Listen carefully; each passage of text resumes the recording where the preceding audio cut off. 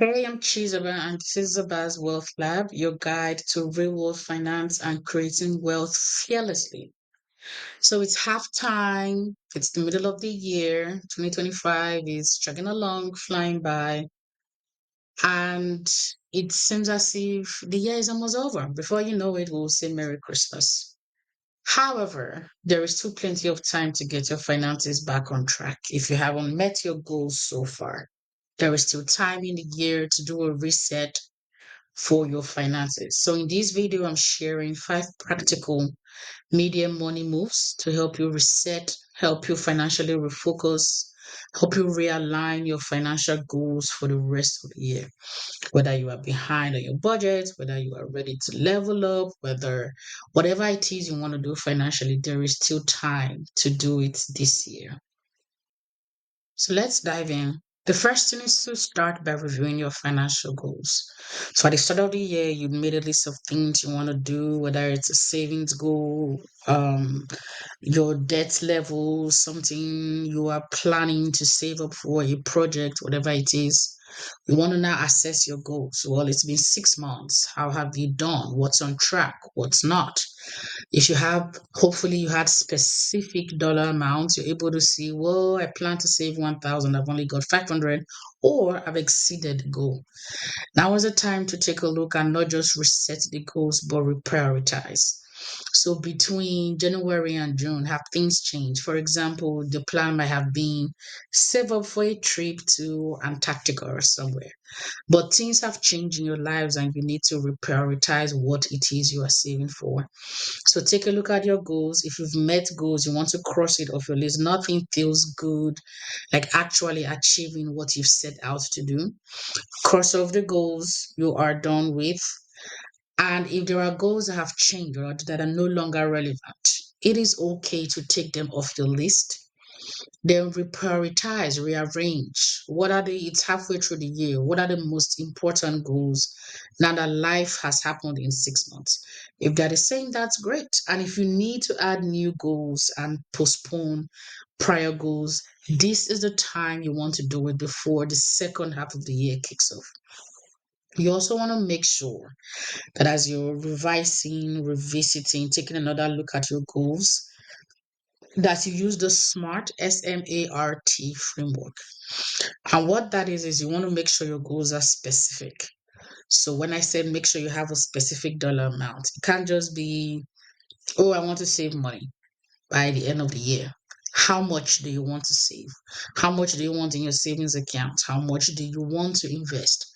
Whatever project it is, whether you want to buy a house or buy a piece of equipment, shop for it. Have a dollar value in mind, have an amount in mind. Your financial goals need to be very specific so that you know exactly what it is you are working towards. And it's the same thing with being measurable. That's why you want a dollar amount. You want to be able to measure it. Have you saved $10 towards the 500? Have you saved 150 towards the 500? You want to be able to measure it. You also want to make sure that your goals are achievable, whatever you have put down. While your goals are things you want to achieve, they are not just a blanket wish list. Um, for example, just using an example, you make minimum wage. Your job hasn't changed, but your goal is you want to have $1 million in your bank account by the end of the year. If you happen to win the lottery, that's great. But considering the odds of winning a multi-million dollar lottery, I'm not going to categorize that under achievable. Your goals need to be achievable. You're working and making minimum wage and you want to save have $500 in your savings account by the end of the year. Now that is an achievable goal compared to saving $1 million from your paycheck at the end of the year. To make sure your goals are achievable, make sure they are relevant. They align with and when I with your business. And when I say your business, it's not just if you have an actual business, but also you. You are your business. Does the goal align with what you have going on? For some of us, The goals might be health related, or the most important thing in your life right now are health related. Are your financial goals tied to your health? For example, saving to get a personal trainer, um, or saving to fly a plane, that, and it's not going to affect your high blood pressure. So that's a financial goal that's tied to your health goals. Make sure they are relevant and make sure you have a deadline. It cannot just be open and blanket, whatever the goals are. Oh, I want to save $500. Yeah. When? Is it the end of the year, the end of the quarter, the end of the month, the end of the week? There has to be a deadline. Again, it helps to keep you accountable to your goal because you know that there is a deadline you need to meet or you need to achieve. So that's the first one, reviewing your financial goals. The next move you want to make is to update your budget for summer costs. For all the costs that are coming up in July, in August, and September, the back to school purchases that need to happen. If you have a family trip or a family picnic, some people have yearly picnics in the month of July or right before school starts. Whatever the costs for the next quarter, the next 6 months are, now is the time to take them into account. You don't want to wait until it's those months.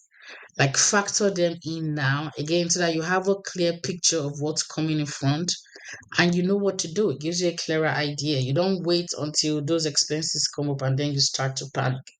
You want to bake them into your finances now so that you have a clear picture of what's coming ahead and you can plan to meet those expenses and make proper plans. The next move is to reassess your debt strategy. So I hope that part of your financial goals has been to pay down your debt, whether it's a mortgage, especially if you have credit cards, and you've been paying them down. Now, how you've been paying them down, I want to take a look at it. Can you afford to put in an extra $50 towards the principal of that loan? Do you want to change the method? For example, there are two different debt repayment methods, and we'll talk about that in a future video. But one of them says start with the smallest credit card. Whatever extra money you have, put it towards that interest, and when it's paid, move up to the next one. And so you pay the minimum payments on all the others. Then that money, let's say you're paying $100 a month on the smallest one, add that $100 to the minimum payments for the next debt. And when you've paid off that one, so now you're paying 125, add that 125 to the, and so that's one debt repayment method. While the other method says, well, start with your debt that has the highest interest rate because the interest accumulates the fastest, and focus all your energies on paying that down, while of course paying the minimum payment on the others so that it doesn't affect your credit report. Whatever that debt repayment strategy looks like for you, is it working for you? Now is the time to reassess, and if you need to change it, then now is the time to do it. The next money move you want to make as you are resetting for the middle of the year is to check your credit and your credit score. Very important, very, very important that you know what is on your credit report, that you know what your credit score is. Are there errors on your credit report? Do you have an idea of what's contributing to your score? Remember, you can get a free annual credit report from annualcreditreports.com or individually to all three bureaus. And most of them, at least I know Experian does, but I think the other two um, should also offer the same thing. They have free credit monitoring alerts. Or if you have to pay for them, like it's very minimal, the amount of money to have peace of mind that you'll be alerted when somebody's checking on your credit report or something new has gone on, or even when your balances have gone up or have gone down. Credit monitoring reporting alerts, they are pretty useful, pretty handy. But now is a good time to dive in, take a look to see where your credit score is, compare it to where it was at the beginning of the year, get your reports, make sure everything is as it should be. Finally, we want to make sure that you start preparing for taxes. If you are 1099, if you own a business. A, you want to pay your Q2 estimated tax payments, and B, start planning for what is coming.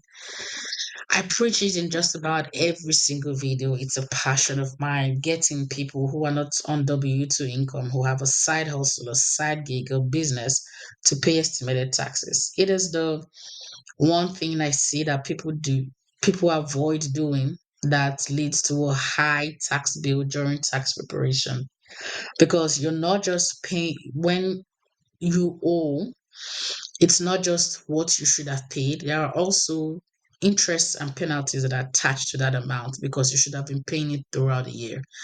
It's kind of like the IRS is saying, well, you owed us this money in 2024. We couldn't get it in 2024. So when you are preparing your taxes in 2025, we are charging you interest for not having given it to us in 2024 because we couldn't use it. Something like that. Think of it that way. Estimated taxes, very important. Pay for Q2 and start making plans and putting money aside for the Q3 estimated taxes. If you are on W2, want to check your withholdings, make sure it still makes sense for you, especially if you have multiple jobs. That's another pitfall. If you have multiple jobs, you want to be careful what you are withholding. The IRS has a free tool. Go check it out. And again, don't forget, think about back to school expenses. They are coming up in the month of August or September. So start preparing and making adjustments. So those are the money moves that are going to help you with immediate financial reset. I came across a Chinese proverb. It says the best time to plant a tree was 20 years ago. The second best time is now, meaning it's never too late. It is not too late to start. If we didn't do some of these things at the beginning of the year, now is a good time to start. No need to procrastinate and wait. Get started right away. So I hope I've been able to share some tips that are useful to you. If you got something out of the video, please like it. It's greatly appreciated. If you know someone who is going to benefit from it, share with them. And do not forget to subscribe so that you are notified of any future videos that drop on the channel. Go out there, create wealth fearlessly, and I will catch you in the next video.